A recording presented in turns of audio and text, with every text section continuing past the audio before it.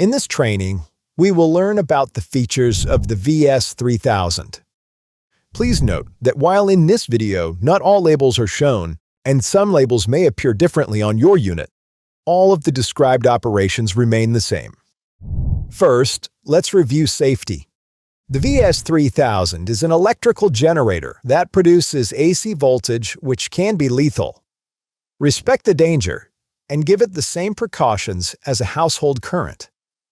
Turn off the main on-off switch before connecting or disconnecting the DC power from the solar array, or if there is any problem with the unit. Never disconnect the DC cables while the VS3000 is on and the current is passing through them. If you unplug the solar array, it will arc and could cause shock. Always connect the VS3000 to earth ground in a stationary application. In mobile applications, ground the VS3000 to a metal frame. Unpacking the box.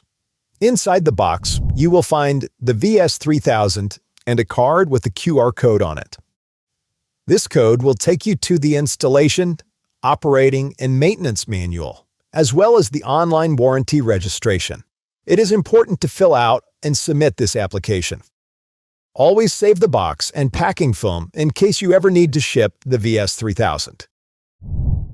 And if you ever need it, the serial number is located on the label on the outside of the box and on the data plate on the side of the case. Mounting. When mounting the VS3000, remember to choose a location that is protected from the weather, direct sunlight, and is also well ventilated. Do not put it in a small box without forced air ventilation. It should be level and at a height the operator can see the lights and easily reach the top. The unit produces heat when it is working, and it relies on natural convection through a heat sink to keep it cool. In the four corners of the unit, there are 1/4-inch mounting holes with rubber spacers behind them. When mounting the unit, these standoffs will keep the heat sink about 1/4 of an inch away from the wall to allow for best ventilation. Fasteners are not included. Let's talk about connections on the VS3000. Beginning with the DC power produced by the solar array. When you're putting your solar array together, you need to make sure the combined VOC rating is between 200 and 300 volts DC, and a maximum wattage of 11,000 watts. A larger solar array will increase the amount of time during the day when the user can expect to output the maximum VS3000 AC wattage. On the side of the unit, there are positive and negative wires hanging from the VS3000.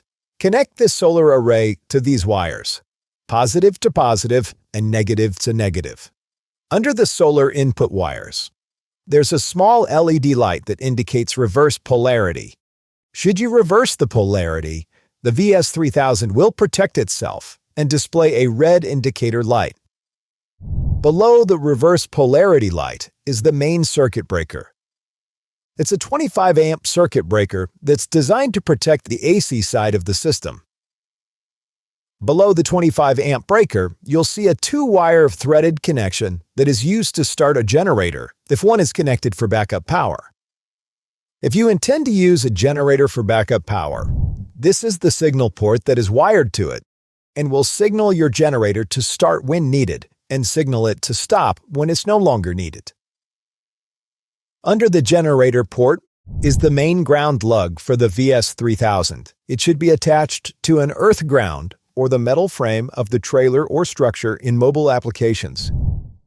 The main on-off switch is located on the bottom left of the VS3000. Always turn this switch off when connecting or disconnecting the DC input wires.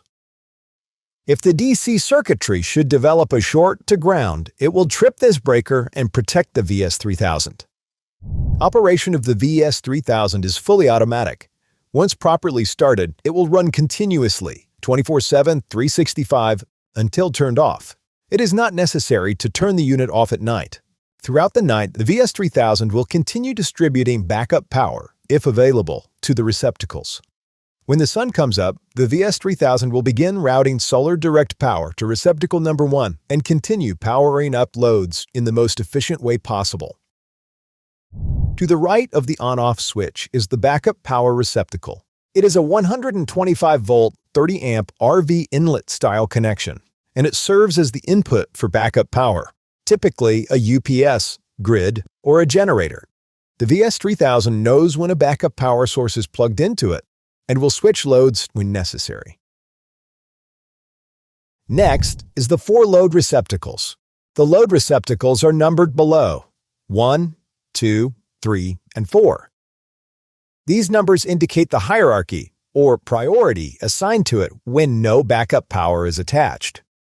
As the sun comes up, receptacle 1 will turn on first, receptacle 2 will turn on second, and so on, until all 4 are on.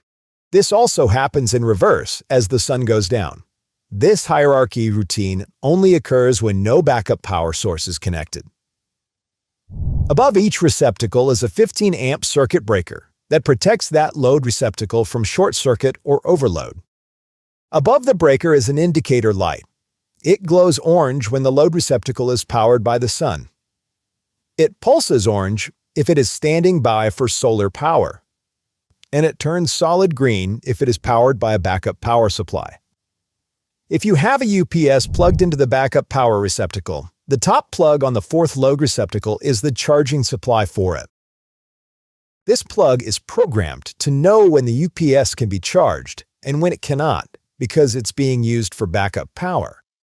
When a backup power supply is being used, the unit sees this, and it will change the power management system from a hierarchy mode to a solar optimization mode. In this power optimizing mode, the software compares the available solar power with the loads being powered on receptacles 2, 3, and 4.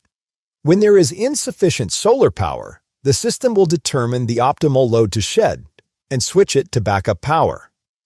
In power optimizing mode, receptacle 1 will be the last receptacle to switch to backup power and the first to return to solar. The last feature is the system of indicator lights we call the solar fuel gauge. This series of 5 vertical lights turn off and on in multiple colors to give the operator the following information: the operating mode, the amount of unused solar power available, and diagnostics. The first purpose of the solar fuel gauge is to let the operator know that the unit is running the startup diagnostic routine. When the unit is first powered up, it goes through a short diagnostics check. During this mode, the lights will be all red and will begin stacking from the bottom up. This will repeat until the diagnostic routine is complete. After the diagnostic check is complete, the solar fuel gauge will begin reporting how much reserve power is available. By reserve power, we mean available or unused power. It indicates this by displaying a series of colored lights that begin stacking from the bottom up. Each light is 100 watts of power. If the bottom light is purple, it means there's not enough wattage to produce power. If one red light is lit, it indicates less than 100 watts is available. 2 lights is between 100 and 200 watts, and so on until all 5 are lit, indicating between 4 and 500 watts are available. The next level of power is when the top light turns from green to white. That means that 1,000 watts is available. When the second from the top turns white, it indicates there are 2,000 watts available. If all 3 of these top lights turn white, there is 3,000 watts available to use. The third use of the solar fuel gauge is to announce an alarm condition and diagnosis. For example, if the VS3000 were to overheat due to poor ventilation conditions, the internal thermal sensors will detect the temperature is excessive. The VS3000 will begin decreasing the power output and in turn reduce heat. When it does this, it will display a flashing red light.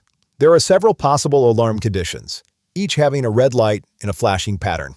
Refer to the manual for the alarm diagnostics chart.